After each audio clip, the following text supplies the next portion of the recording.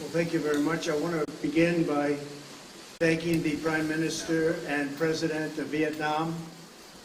We're in Hanoi. It's an incredible city, and what's happened over the last 25 years has been incredible for the people of Vietnam, the job they've done, economic development, really something special.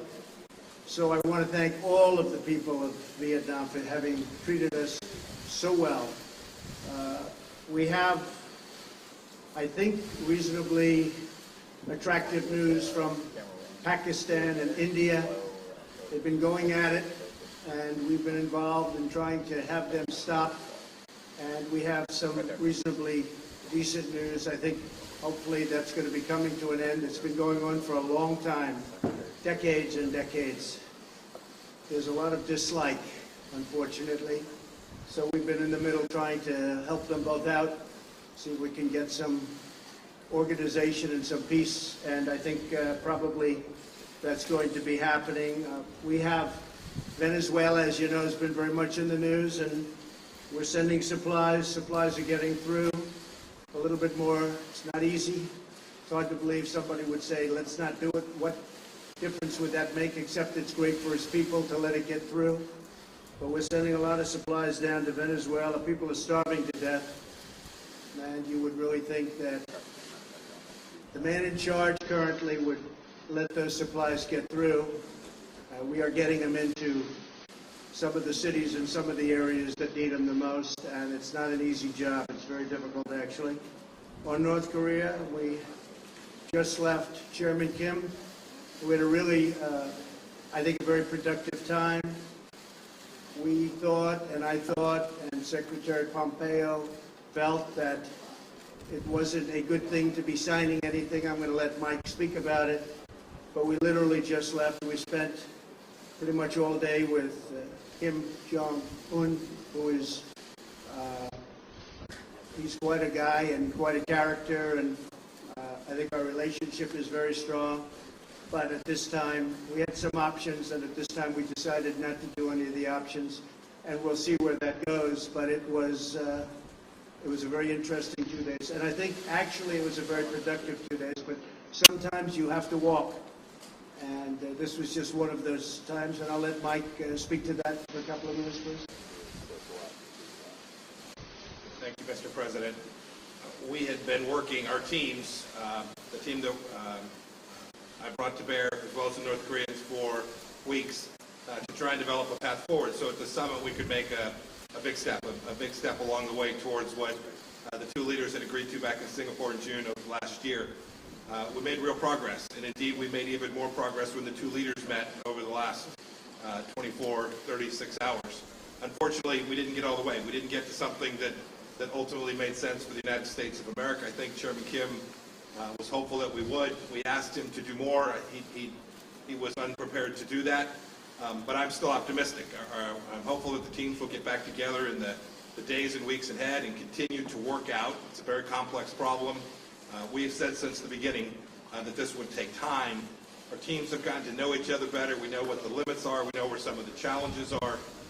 And I think as we continue to work on this in the days and weeks ahead, we can make progress so that we can ultimately achieve what it is that the world wants, which is to denuclearize North Korea, to reduce risk for the American people and the people all around the world.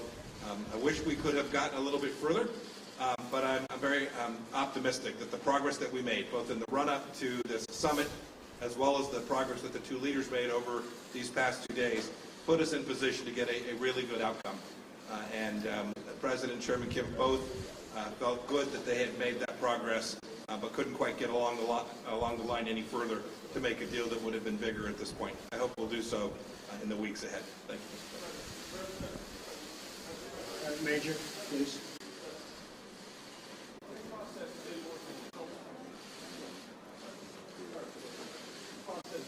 More difficult than you thought, and was the North Korean demand for lifting of some sanctions the real sticking point here, in that you did not want to do that, and they did? And it was about the sanctions. Will there be a third summit, Mr. President? Basically, they wanted the sanctions lifted in their entirety, and we couldn't do that. They were willing to denuke a large portion of the areas that we wanted, but we couldn't give up all of the sanctions for that. So we continue to work, and we'll see, but we had to walk away from that particular suggestion. We had to walk away from that. Will all the sanctions that are currently in existence remain, sir? They're in place. I was watching, as a lot of you folks over the weeks have said, we've given up. We haven't given up anything. And frankly, I think we'll end up being very good friends with Chairman Kim and with North Korea, and I think they have tremendous potential. I've been telling everybody, they have tremendous potential, unbelievable potential. But we're going to see. But it was about sanctions. I mean, they wanted sanctions lifted, but they weren't willing to do an area that we wanted. They were willing to give us areas, but not the ones we wanted. John?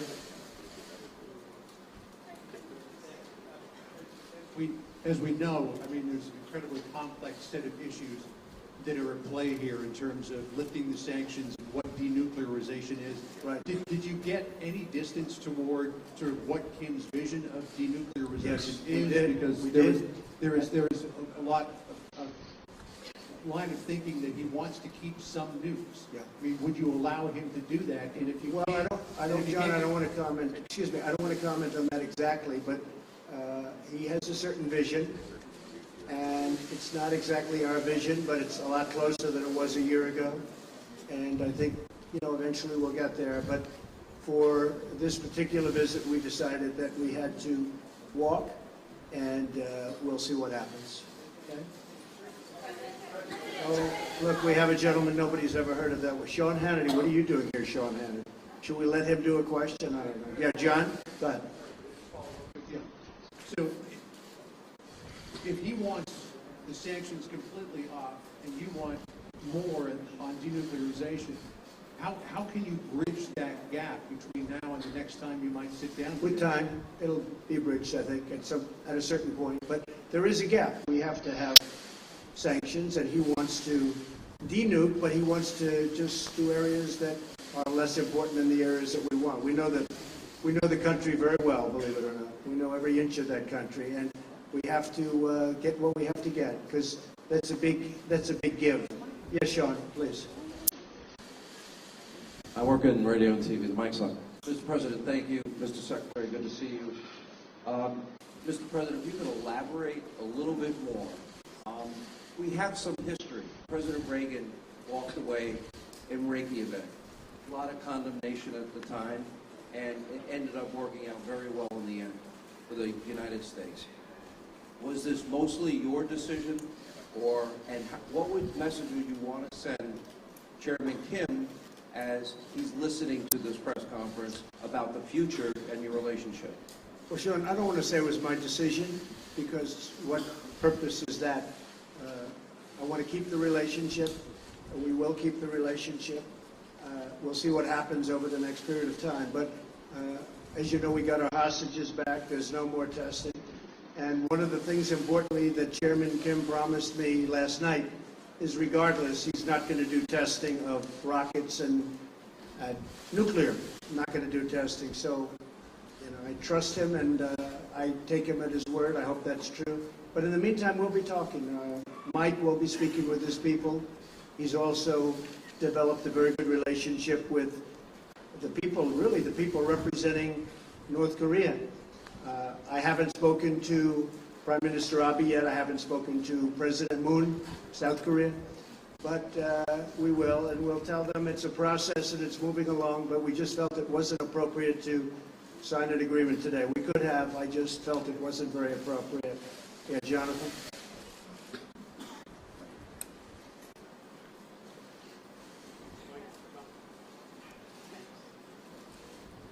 Thank you, Mr. President. Two questions, if I may. First, did you learn anything new about Chairman Kim through this meeting? And secondly, of course, while this was going on, the drama back in Washington, your former lawyer, Michael Cohen, who worked for you for 10 years, his office right next to yours, right by yours at the Trump Tower, he called you a liar, a con man, a racist. What's your response to Michael Cohen? Well, it's incorrect, and it's very interesting because I tried to watch as much as I could. I wasn't able to watch too much because I've been a little bit busy. But I think having a fake hearing like that and having it in the middle of this very important summit is really a terrible thing. They could have made it 2 days later or next week, and it would have been even better. They would have had more time. But having it during this very important summit is sort of incredible. And he lied a lot, but it was very interesting because he didn't lie about one thing. He said, no collusion with the Russian hoax. And I said, I wonder why he didn't just lie about that too, like he did about everything else. I mean, he lied about so many different things, and I was actually impressed that he didn't say, well, I think there was collusion for this reason or that. He didn't say that. He said no collusion. And I was a little impressed by that, frankly. He could have gone all out. He only won about 95% instead of 100%. But the fact is there is no collusion, and I call it the witch hunt. This should never happen to another president. This is so bad for our country. So bad. You look at this whole hoax. I call it the Russian witch hunt. I now add the word hoax. It's a very, very bad thing for our country. But I was impressed with the fact that he, because the most important question up there was the one on collusion, and he said he saw no collusion. So we'll see what happens, but it was pretty shameful, I think. Yes, ma'am, please. President Trump. Go ahead. How about one of you instead of three? Well, actually, I do have a microphone, I guess so. Excuse me. The person in the front. Go ahead. No. Not you. Excuse me. Yeah. We'll get to you. Thank you. Thank you, President Trump. Jane Tony, Senate News and Guangdong Television. What was the atmosphere like when you walk away from the negotiation table? I think it was very good, very friendly. This wasn't a walk away like you get up and walk out. No, this was very friendly. We shook hands. There's a warmth that we have. Now, I hope that stays. I think it will. But we are, we're positioned to do something very special. This has been going on for many decades. This isn't me. This should have been solved during many presidential runs, and people talked about it. They never did anything. I get a kick out of so many people from past administrations telling me how to negotiate when they were there. In some cases, for 8 years, they did nothing. But I think the relationship was very warm, and when we walked away, it was a very friendly walk. Mike, you might want to speak to that for a second. I agree. I talked with my counterparts as well. Look, we hope we do more, but everyone's very focused on how we continue to build on this. We are certainly closer today than we were 36 hours ago, and we were closer then than we were a month or two before that. So real progress was made. I think everyone had hoped we could do it just a little bit better, but the departure was with an agreement that we would continue to work on what has been an incredibly difficult problem. Both sides are resolved to achieve it, and everyone walked away in that spirit. You and Chairman Kim are from very different political systems. You are from different generations. And what do you find? It's a very different system, I would say that's true. How do you find you guys in common? Because we saw the atmosphere. We just like each other. We have a good relationship. Yeah, it's a totally different system, to put it mildly, but we like each other, good relationship. Go ahead in the back. Go ahead. Mr. President, do you think it was premature to have held the summit when all these things had not been tied down? I mean, in the White House schedule last night, it said signing agreement today, and I wonder whether, as a follow-up question, whether you could just sketch out what the next few months look like. Thank you. You always have to be prepared to walk. I could have signed an agreement today, and then you people would have said, oh, what a terrible deal, what a terrible thing he did. Now, you'll have to be prepared to walk. And, there was a potential we could have signed something today. I could have 100% signed something today. We actually had papers ready to be signed, but it just wasn't appropriate. I want to do it right. I'd much rather do it right than do it fast. Yes, please, go ahead. Go ahead. Go, first, go. Yeah. You have to speak up. I'm a reporter from South Korea, and I appreciate your effort to advance denuclearization in Korean Peninsula. And could you elaborate on the options and the various ways that you discussed with Chairman Kim to advance denuclearization? Could you specify? We discussed many ways, and the denuclearization is a very important word, become a very well-used word. And a lot of people don't know what it means, but to me it's pretty obvious. We have to get rid of the nukes. I think he's got a chance to have one of the most successful countries rapidly, too, on Earth. Incredible country, incredible location. You're right between, if you think of it, you have on one side Russia and China, and on the other you have South Korea. And you're surrounded by water, and among the most beautiful shorelines in the world. There's tremendous potential in North Korea, and I think he's going to lead it to a very important thing economically. I think it's going to be an absolute economic power. Yes, go ahead, please. Go ahead, yeah.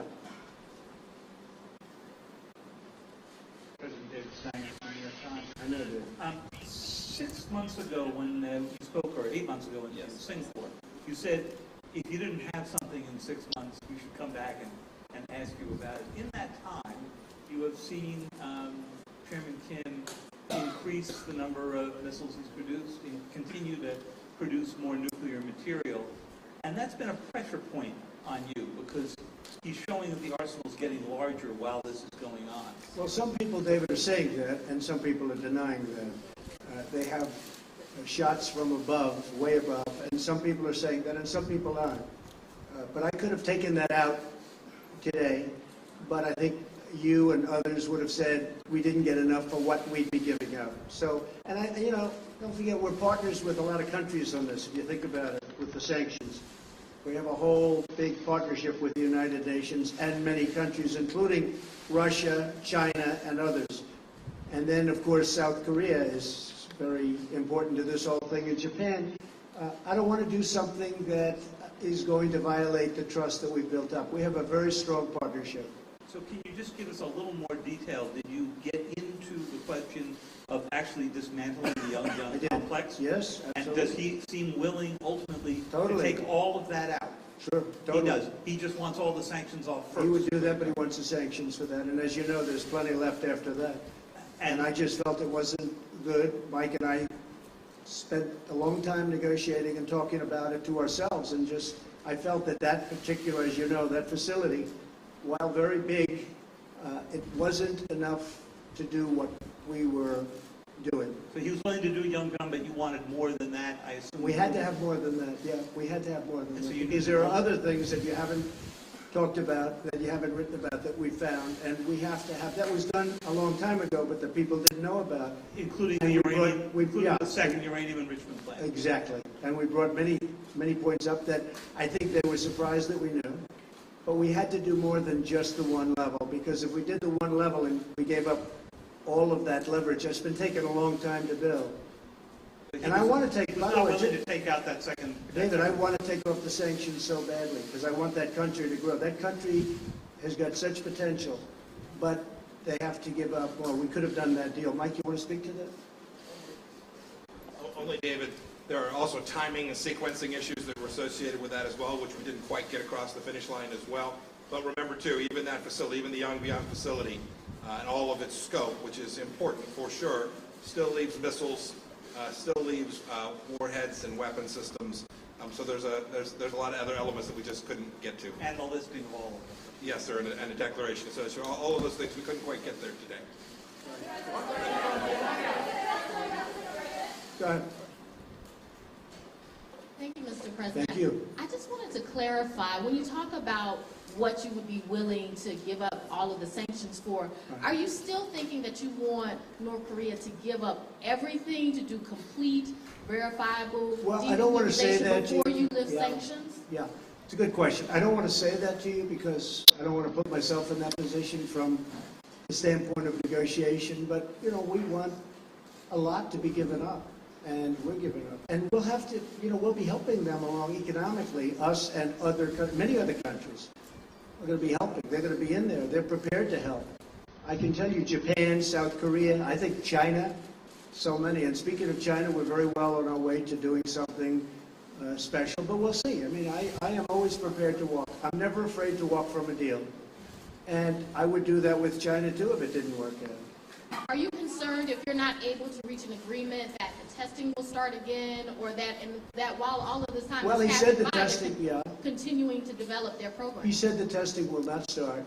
He said that he's not going to do testing of rockets or missiles or anything having to do with nuclear.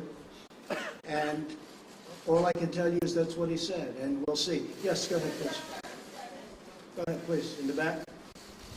Red, in the red. Thank you, Mr. President. Yes, thank you. Jessica Stone from CGTN. I have a question about China, as you were talking about. You talk about China being willing potentially to help economically, and the fact that you've talked or will talk to Presidents Moon and Prime Minister Abe. How would you describe China's role in facilitating the engagement that's happened so far between Pyongyang and Washington? I think China's been a big help, bigger than most people know. On the border, as you know, 93% of the goods coming into North Korea come through China. So there's a great power there. At the same time, I happen to believe that North Korea is calling its own shots and not taking orders from anybody. He's a very strong guy, and they're able to do things that are pretty amazing. But 93% still come in from China. China has an influence, and China's been a big help. And Russia's been a big help, too. As you know, there's a pretty small part of the border, but nevertheless significant, about 28 miles. And things can happen there, too, and they've been a help. Yes, go ahead. Thanks, President. Jen Chen with Shenzhen Media Group of China. In your meeting with Chairman Kim this morning and yesterday, did the topic of China come up? If so, what can you share with us today? And you probably will have the end of Mar-a-Lago summit in March with Chinese President Xi Jinping. What would you like accomplished with your agenda regarding China at that time? Thank you. We did talk about China today a lot, and he's getting along with China, and so are we. And we are, we're right now, you look at what's happened to our country. We picked up trillions and trillions of dollars of net worth. Our stock market is almost at its all-time high. Our economy is incredible. Our unemployment numbers are among the best we've ever had in our history. Individual groups like African American, women, you just take a look at any group, Hispanic, you saw that, just came out, the best in history, African American, best in history. So many different numbers are coming out so good. So we have the strongest economy, possibly that we've ever had. Fiat Chrysler just announced that they're going to spend $4.5 billion right next to Detroit in Michigan. They're building a tremendous plant. It's actually an expansion of another plant. It's going to double up their jobs and even more than that. A lot of great things are happening. And with China, they're having some difficulty, as you know. But I think that a lot of the difficulty is because of the tariffs that they're having. And in addition to that, we're putting a tremendous amount of money. You saw trade deficits went down last month. Everyone was trying to find out why. Well, we're taking in a lot of tariff money, and it's going right to the bottom line, and it has reduced the trade deficit. So we'll see what happens with China. I think we have a very good chance. Their numbers are down, but I don't want that. I want their numbers. I want them to do great. But we've been losing anywhere from $300 to $500 billion a year with China for many, many years. And again, like other things, many presidents should have done this before me, and nobody did. So we're doing it. Go ahead, please. Right here, this gentleman. Chelo Carroll from NK News, specialist in North Korea news. Good. What's your message for President Moon, who has effectively reached the glass ceiling as far as inter-Korean cooperation is concerned due to sanctions? And what's next for US ROK military drills? Well, I like President Moon very much. We have a great relationship. Believe it or not, I have a great relationship with almost every leader.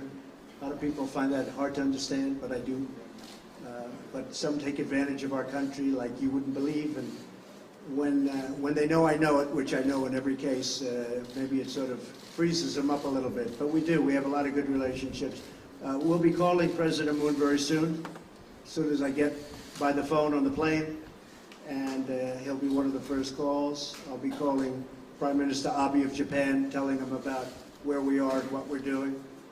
But I'll be making those calls. No, he's working very hard. President Moon is working very hard. He'd love to see a deal. And he's been very helpful. Okay? Thank you.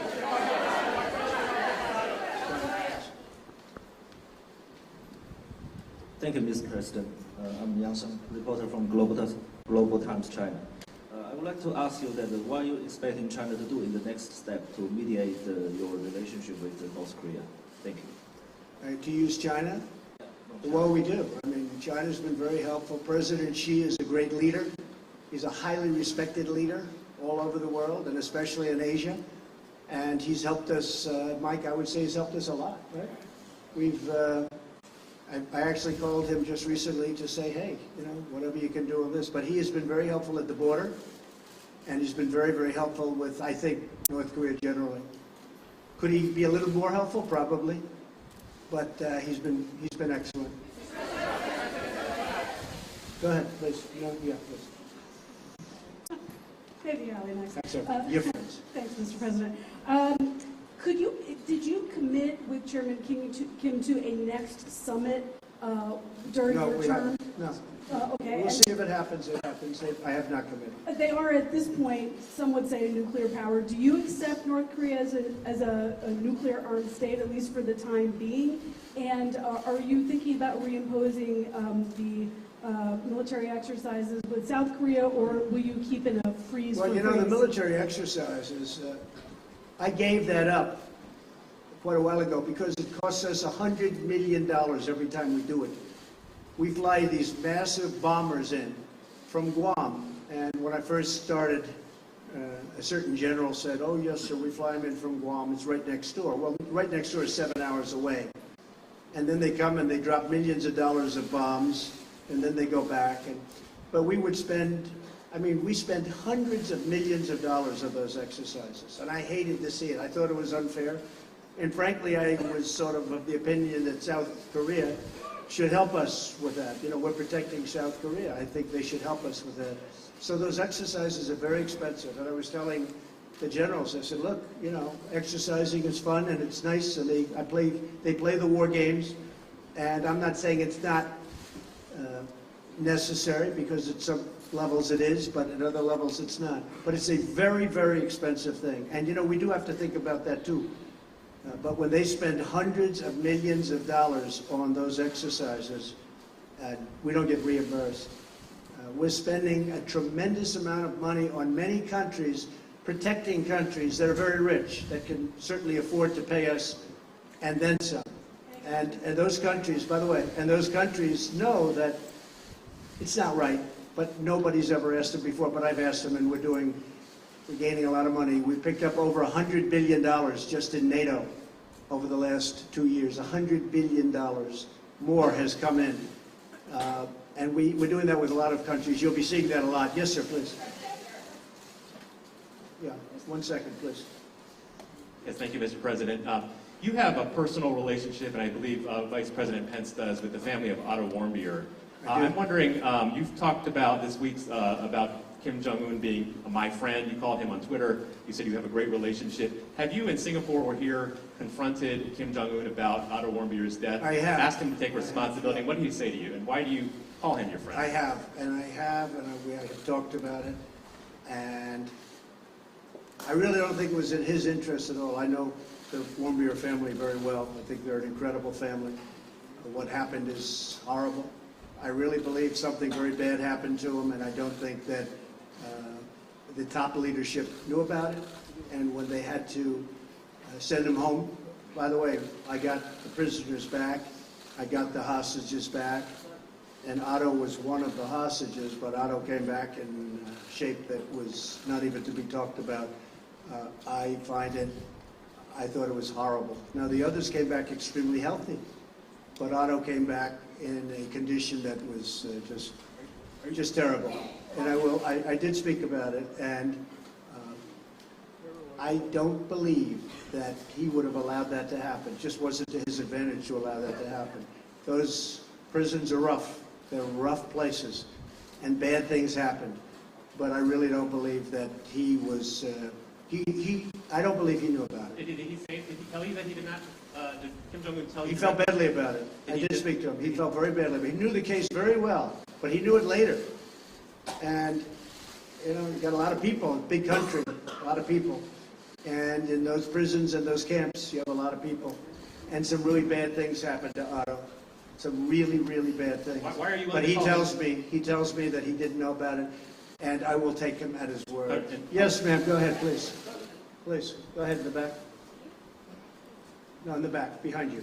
Thank you. Mr. President, Schwarzman Valentina, Sputnik News Agency. Have you discussed the issue of possible inspections to North Korea nuclear sites during your negotiations? You're going to have to speak a little louder. And where are you from? Where are you from?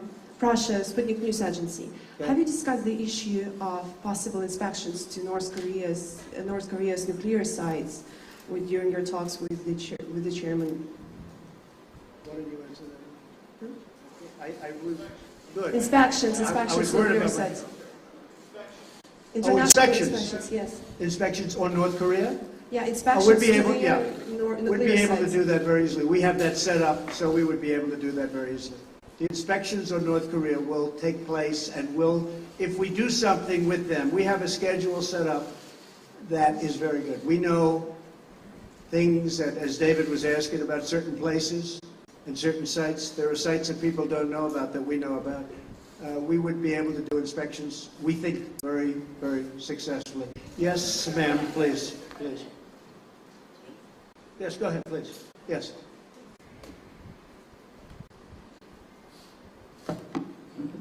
Thank you, Mr. President. A lot of people here, by the way. A big group of people. Yes. Go ahead. Khan News Israel, Mr. Good. President. Good. Following this engagement with North Korea, you're trying to bring peace to the Middle East. Right.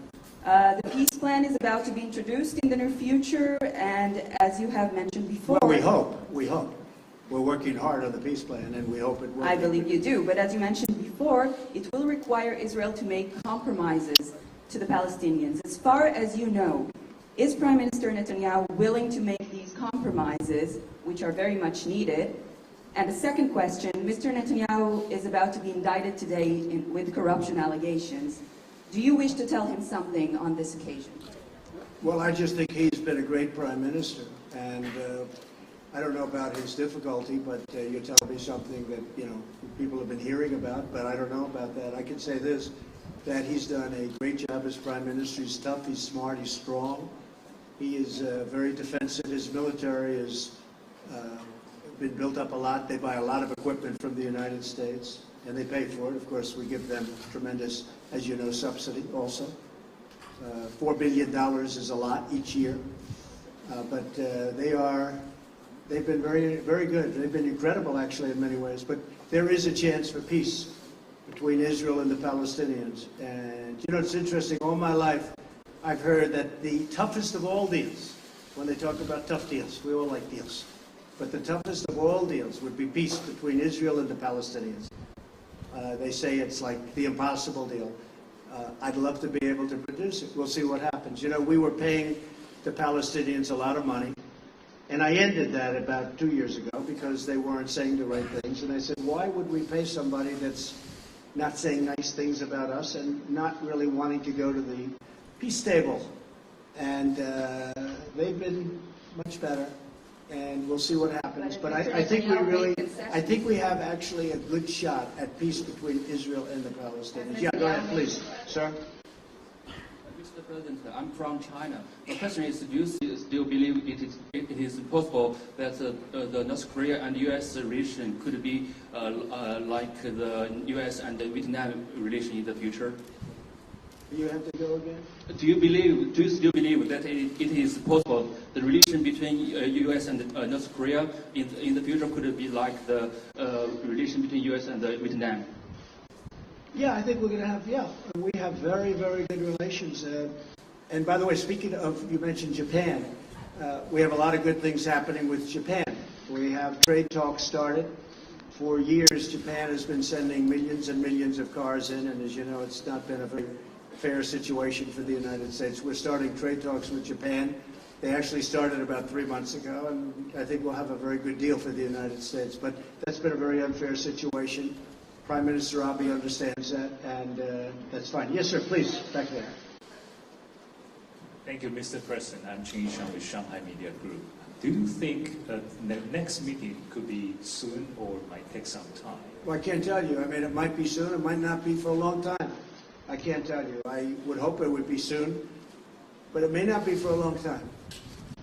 I could have done a deal today, but it would have been a deal that wouldn't have been a deal that would have been something that I wouldn't have been happy about. Mike would not have been happy about. We had some pretty big options but we just felt it wasn't appropriate, and we really want to do it right.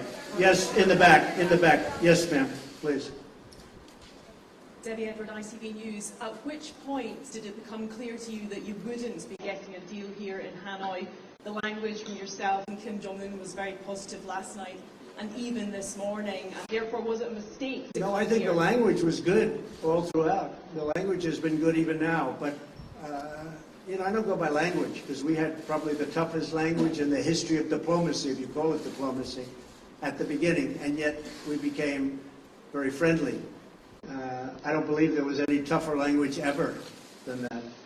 But again, this was something that should have been handled by other presidents long before me, and long before they had the kind of power that they have. But it wasn't. It should have been done by many. I'm not just blaming the Obama administration, which, by the way, it did nothing, absolutely nothing on North Korea. It allowed things that happened and to happen that were very inappropriate. But I'm not blaming the Obama administration. I'm blaming many administrations. Something should have happened. But I don't think the rhetoric's been bad at all. Initially it was horrible, but now it's been very good. All right, one more. How about you? Go ahead, please. Please, go ahead. Go ahead. Channel 8, 종아일보, South Korean media outlet here. I'd like to ask you, you said that we do not particularly know when North Korean leader will be willing to come to the table and take the actions that's been required.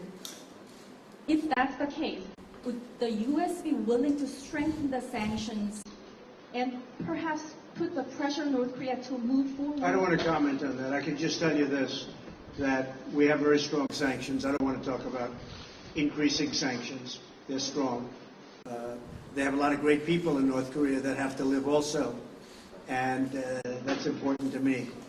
And I would say this, my whole attitude changed a lot because I got to know, as you know, Chairman Kim very well, and they have a point of view also. So I don't want to really talk about that. I just think that hopefully for the sake of South Korea, for the sake of Japan, and frankly for the sake of China, I was talking to President Xi, who really is a man that gets the respect of a lot of people. I say, you can't love having a nuclear state right next to China. And he doesn't. He really doesn't. He would like to see that problem solved too. So that's it. Well, ladies and gentlemen, I'm about to get on a plane and fly back to a wonderful place called Washington, D.C. So thank you very much. Thank you, folks. Thank you.